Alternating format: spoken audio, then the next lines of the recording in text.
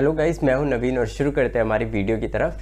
और आज हम बात करेंगे एक ऐसे एक्सपेंस की जिसे हम काफ़ी ज़्यादा इग्नोर करते हैं या फिर हम उस पर ध्यान नहीं देते, और वो है ग्रॉसरीज़।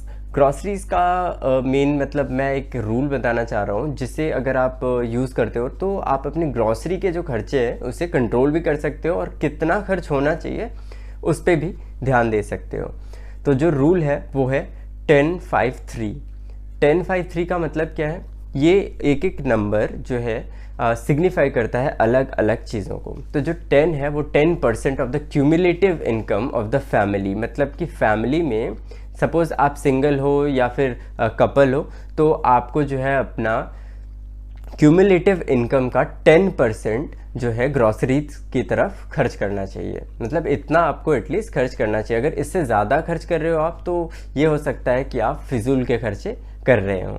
ठीक है, सपोज़ आपके फैमिली में जो है कोई और पर्सन ऐड होता है या फिर कोई और भी ऐड होता है, 3 और 4 मतलब 2 और लोग ऐड होते हैं, तो आप 5% उनके लिए भी एलोकेट कर सकते हो। मतलब अगर 4 लोगों की फैमिली है तो आप 20% of the cumulative income of family, पूरी फैमिली की इनकम में से 20% जो है आप ग्रॉसरीज की तरफ इन्वेस्ट करोगे या स्पेंड करोगे।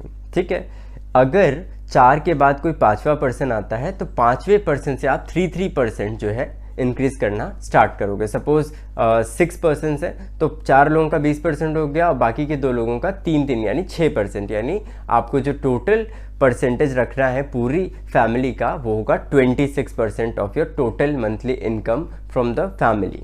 ठीक है, तो इतना अगर आप इन्वेस्ट करते हो या स्पेंड करते हो अपने ग्रॉसरीज की तरफ तो उतना इनफ है। इससे ज़्यादा अगर आप खर्च करते हो तो हो सकता है कि आप फिजूल खर्च कर रहे हो या फिर आप ज़्यादा खर्चे कर रहे हो। ठीक है, तो ये रूल आपके लिए मे बी काफ़ी यूज़फुल रहेगा, क्योंकि काफ़ी लोगों को पता नहीं होता कि ग्रॉसरीज में हमें कितने पे लिमिट रखना है, ये भी खाना है वो भी पीना है, ऐसे नहीं होता है।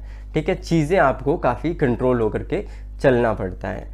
ठीक है, और इस रूल से आप थोड़ा कंट्रोल कर पाओगे। इसमें होता क्या है कि ग्रॉसरीज में जब हम खर्चे करते हैं ना, तो जैसे आपका वेजिटेबल्स हो गया जो आप डेली यूज़ में करते हो, राशन हो गया, तो इनके खर्चे हम डिफ़ाइन तो कर देते हैं बट इतना डिफ़ाइन नहीं करते हैं। जैसे कि हमने मंथली का खर्चा तो ले आए हम, लेकिन जैसे छोटे मोटे खर्चे होते हैं ना कि आज ये ज़रूरत पड़ गई, कल वो ज़रूरत पड़ गई, तो उसको हम ट्रैक नहीं करते और वो चीज़ जो है इतना अमाउंट में ज़्यादा हो जाती है कि आपके एक स्टैंडर्ड इनकम से बाहर निकल जाती है। यानी स्टैंडर्ड जो एक्सपेंस होना चाहिए था उससे बाहर निकल जाती है। तो ये रूल आपको हेल्प करता है उस स्टैंडर्ड लिमिट में रहने के लिए और आपको एक रिजर्व क्रिएट करने के लिए कि आप नेक्स्ट मंथ कितना खर्च करने वाले हो, नेक्स्ट मंथ कितना खर्च करने वाले हो। तो आपको एक तरीके से आइडिया भी रहता है कि मुझे नेक्स्ट मंथ कितना खर्च करना पड़ सकता है। ठीक है, और आप थोड़ा बहुत अपने हिसाब से मार्जिन भी रख सकते हो कि 1-2% आप अलग से भी रख सकते हो कि suppose in case of emergency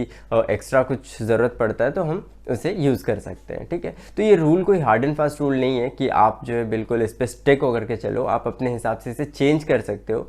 बस ये एक वे प्रोवाइड करता है कि आपको इस तरीके से एक्सपेंसेस की तरफ जाना चाहिए, ना कि ग्रॉसरीज में काफ़ी ज़्यादा खर्च करना चाहिए, क्योंकि ये चीज़ जो है आपको आगे चल के हार्म कर सकती है। जितना $1 भी अगर आप बचाते हो तो आगे चल के वो, अगर आप कंपाउंडिंग टर्म्स में देखते हो तो काफ़ी ज़्यादा पैसा होता है। ठीक है, तो कोशिश करें ज़्यादा से ज़्यादा पैसे अर्न करें और सेव करें। जितना ज़्यादा आप सेव करते हो वो अर्न मनी में भी काउंट होता है।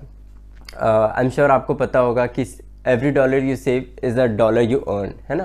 तो इसी तरीके से आपको सेविंग पे ज़्यादा ध्यान देना चाहिए, ना कि उसे इन्वेस्ट या स्पेंड करने में। इन्वेस्ट करना तो इम्पॉर्टेंट होता ही है और उससे आपके पैसे बढ़ते हैं, बट स्पेंड करते समय आपको कंट्रोल करना चाहिए और ये रूल जो आपको हेल्प करेगा अपने एक्सपेंसेस को कंट्रोल करने में। Okay, so thank you so much. आगे की वीडियोस में बने